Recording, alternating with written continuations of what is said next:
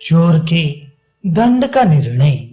भृगु जी कहते हैं, राजा चोरों को दंड देने में सदा पूरा यत्न करे, क्योंकि चोरों के निग्रह से राजा का यश और राज्य वृद्धि को पाता है। जो राजा अभय देता है वह सदा पूज्य है। उस अभय दक्षिणा देने वाले का राज्य खूब बढ़ता है। जो रक्षा करता है उस राजा का सबके धर्म से छठा भाग होता है, और जो रक्षा नहीं करता उसका सबके अधर्म में से छठा भाग होता है।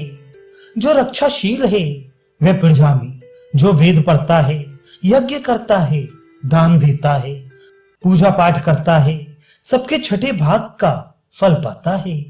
प्रतिदिन प्राणियों की धर्म से रक्षा और दुष्टों को दंड देने से मानो राजा लाखों रुपए की दक्षिणा का यज्ञ कर रहा है।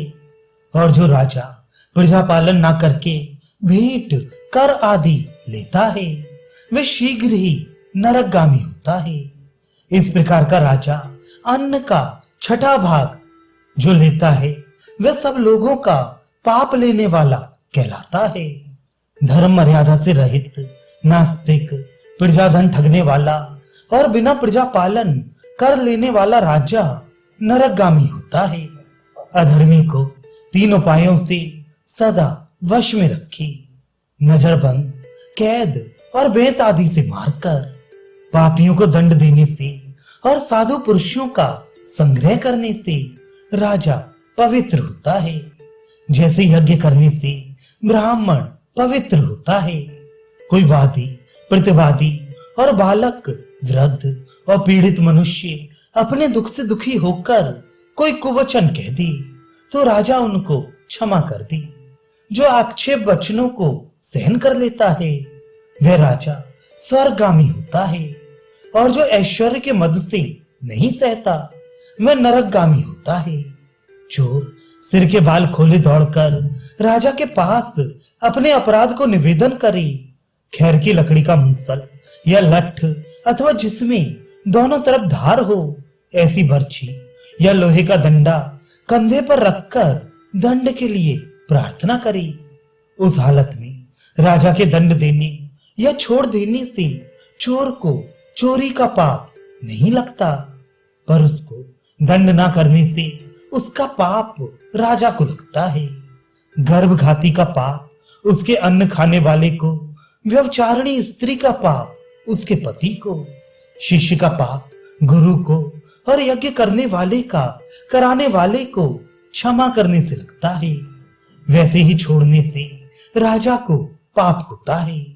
पाप करके भी राजदंड पाए हुए मनुष्य स्वर्ग को जाते हैं, जैसे पुण्य करने से साधु पुरुष जाते हैं। जो पुरुष कूप पर से रस्सी और घड़ा चुराए या जो पौशाला को तोड़े उस पर 1 मासिक दंड करे और वह उस चीज को वहीं लाकर रख दे। 20 द्रोण का 1 कुंभ, ऐसे 10 कुंभ अन्न चुराने वाले को खूब पीटे, और इससे कम हो तो 11 गुना जुर्माना करे और चोरी का माल उसके मालिक को दिला दे। ऐसे ही तराजू से तोलने के लायक सोना, चांदी या वस्त्र आदि चुराने पर यदि पदार्थ 100 पल से अधिक हो तो चोर को मार डाले, और 50 पल से अधिक हो तो चोर के हाथ कटवा डाले। इससे कम हो तो माल से 11 गुना जुर्माना करे। किसी कुलीन पुरुष या स्त्री के बहुमूल्य जेवर, जवाहरात आदि चुराने वाले का कोई अंग काट डालना चाहिए। बड़े पशु, शस्त्र और औषधि चुराने पर समय और अपराध के अनुसार राजा दंड करे। ब्राह्मणों की और गौओं की चोरी या छुरी से मारने पर तुरंत आधा पैर कटवा देना चाहिए। सूत, कपास, मदरा की गाद, गोबर, गुड़, दही, दूध, मीठा, जल और तृण घास चुराने पर मूल्य से दूना दंड करे। बांस के पात्र, निमक, मिट्टी के पात्र, मिट्टी, राख, मछली, चिड़िया, तेल, घी, मांस, मधु, पशुओं के सींग आदि और ऐसे ही दूसरे पदार्थ मदिरा, भात और सब भांति के पकवान चुराने पर माल के दाम से दूना दाम दंड करे। फूल, खेत का हरा अन्न, गुल्म, लता, वृक्ष और धान वगैरह चुराने पर 5 कृष्ण दंड करे। सफा अन्न, शाक, मूल और फलों का चोर यदि कुटुंबी ना हो तो 100 पर्ण और हो तो 50 पर्ण दंड करे। जो पदार्थ जबरन स्वामी के सामने छीना हो वह साहस लूट है, और जो पदार्थ स्वामी के पीछे लिया हो और ना माने तो वह चोरी है। ऊपर कहे पदार्थों को जो चुराए और जो घर से आग चुराए उन पर प्रथम साहस राजा दंड करे। चोर जिस अंग से मनुष्य की चोरी या मार काट वगैरह करे उसका वही अंग शिक्षा देने के लिए राजा कटवा दे। पिता, आचार्य, मित्र, माता, स्त्री, पुत्र और पुरोहित भी यदि अपने धर्म से ना चले तो राजा इनको भी शिक्षा दे। साधारण मनुष्य को जिस अपराध के लिए 1 पर्ण दंड करे उस अपराध में राजा अपने लिए 1000 पर्ण दंड करे। ये मर्यादा है। चोरी करने में शूद्र को 8 गुना, वैश्य को 16 गुना और क्षत्रिय को 20 गुना पाप लगता है।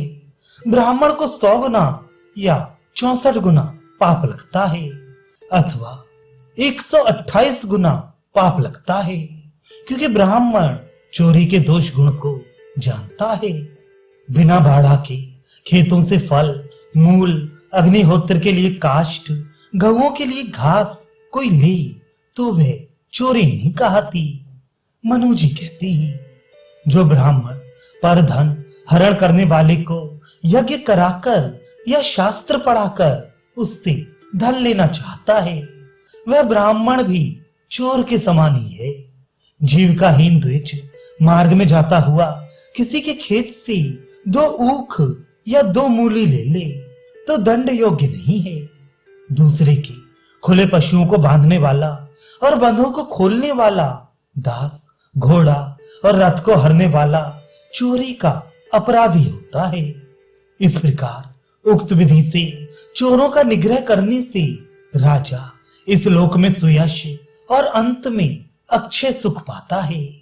इंद्रासन और सुयश चाहने वाला राजा लुटेरे मनुष्यों के निग्रह में क्षण मात्र भी देरी ना करे।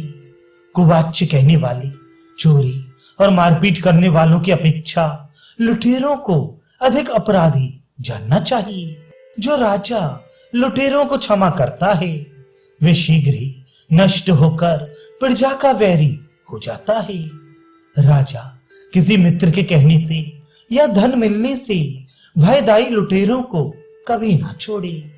जिस समय यज्ञ आदि धर्म कर्म रोका जाता हो, वर्णाश्रम धर्म का नाश होता हो, उस समय द्विजों को अस्त्र ग्रहण करना चाहिए। अपनी रक्षा करने में, दक्षिणा की रक्षा में, स्त्री और ब्राह्मणों की विपत्ति में धर्म युद्ध से मारना वाला पाप भागी नहीं होता। गुरु, बालक, बूढ़ा वेदज्ञ ब्राह्मण भी आतताई से मारने आए तो बिना विचार उनके ऊपर प्रहार करे।